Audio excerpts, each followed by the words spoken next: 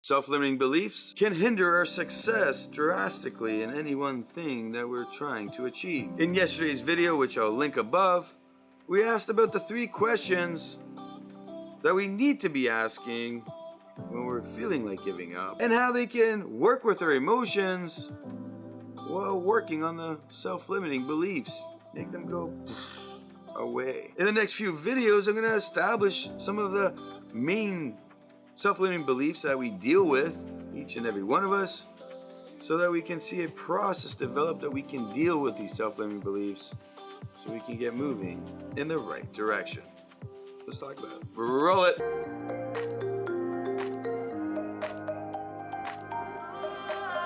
Welcome back to another video where we've been talking about giving up and how it's incredibly hard when those emotions take over.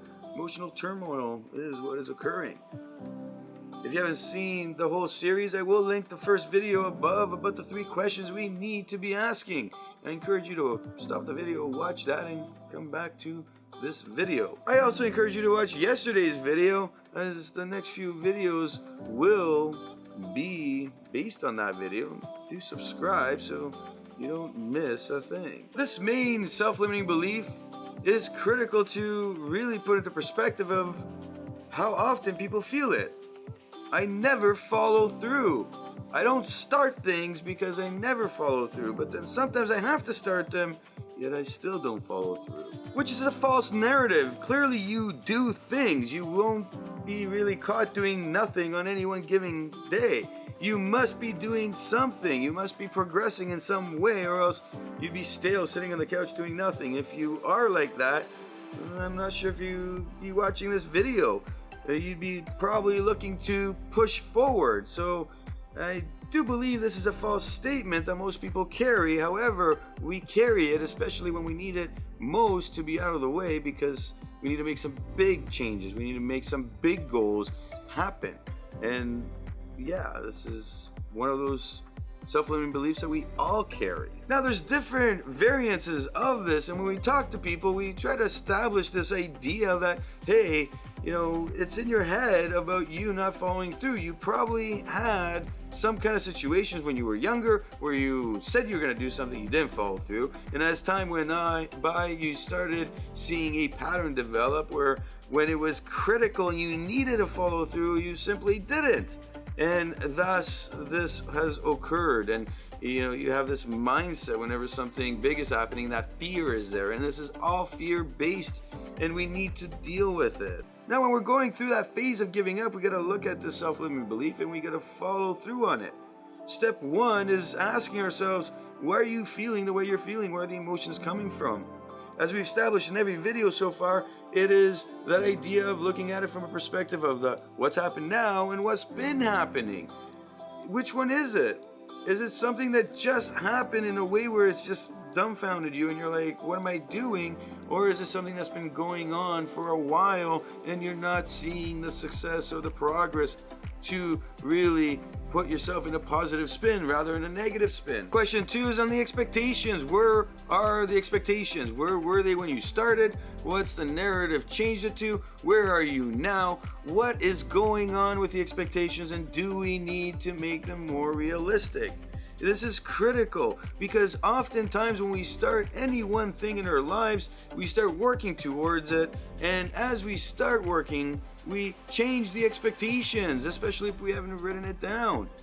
I encounter this all the time where I'll tell somebody, give me your notes. What did you write down when you started? And that expectation, you know, when the positive times were there, it grew. And when the negative times came, well, the expectation didn't really change back to its originality. It was still stuck in that high level of, you know, not possible based on the planning you had created. Which brings us to the third question on giving up. Are you ready to give up? Is it realistic to give up here? And if you have done everything you need to do, then you won't have any regrets, so you shouldn't be questioning yourself if you should be giving up or not. You should know, yeah, you know what, it's time. I'm gonna hang up my skates. We're done. And if you haven't and you're not solid on that, well, let's go back to the planning.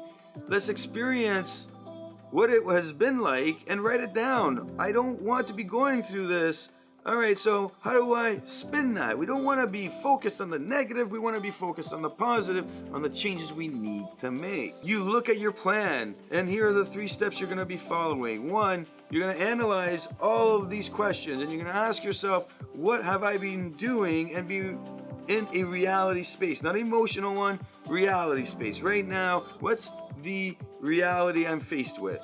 What have I been doing? What has not been working? What has been working? What do I need to do more of? Let's plan this out and put a timeline on the things we need to be doing. As you're working on this timeline, what you'll find is that self-limiting belief of I can't follow through on anything I start will start to jump in with a fear-based approach, which you'll see it in the form of, okay, I'm going to make this plan and I know I can do it. And as you're planning it out, you're going to be like, well, I can't follow through on that. I don't know if I can follow through on that. What if I can't follow through on that? That self-limiting belief will start kicking into high gear. This is where you need to look at the plan and the expectation, the new expectation you've made, and you got to ask yourself, in comparison to what you've been doing, and in comparison to what you will be doing, those 2 things, how much effort needs to be placed in there? Based on the time, based on the difficulty level. Because step 2 will be you actively looking at what is occurring and being on a relatively, I would say, pessimistic stage, of how you can achieve each thing each day. Now, pessimistic might be the wrong word because it's more aligned to negative, but instead of being optimistic on how much you can get done for the day, be more pessimistic on it. And instead of you starting up and putting this timeline down and it not being realistic, now we're on a reality timeline and we're going to say, each day I'm going to start off with 10 minutes or 20 minutes of work. And as we develop that, and I see that I'm actually achieving, I will increase it if I'm seeing positive gains. What will this do? Well, clearly it's going to shape up your mindset in a more positive light as you keep moving through, and you'll be like, yeah, you know what? I underestimated myself and I should be doing more, and each day you'll be adding more to it. That self-limiting belief will automatically start to fall back as you start moving and seeing progression. It comes down to you progressing. And if you don't believe me, just try it for a month. I guarantee you, in anything you're doing, if you start seeing a little bit of progress, this kind of self-limiting belief will start to just fall off your shoulders. You won't be thinking about it. I guarantee you will find even a smidgen of change.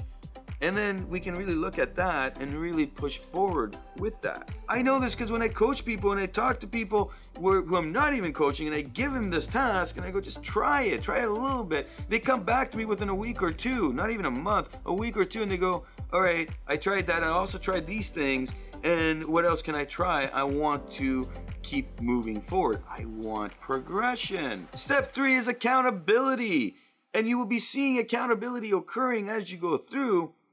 And the reality comes down to a full written accountability that we need to do. So in 2 weeks' time, what have you done for progression? What have you seen change? And how have your emotions been lately through these weeks? What has occurred in comparison to before? As you start to be accountable, that idea will change from I never follow through on things to hey, I'm following through on this. It wasn't that I couldn't follow through, it's because I had a belief that I couldn't, because I've had bad experiences growing up not following through.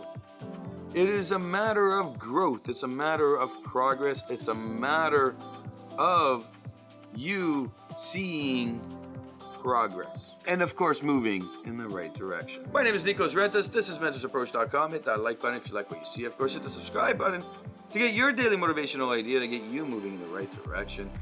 And of course, leave your comment below. Leave your story. What has worked? What hasn't? What have you really tried? And, what learning notes do you have through there? Because who knows? Somebody might be watching this. They might like your story below more than they connect with mine, and who knows, you might help change a life.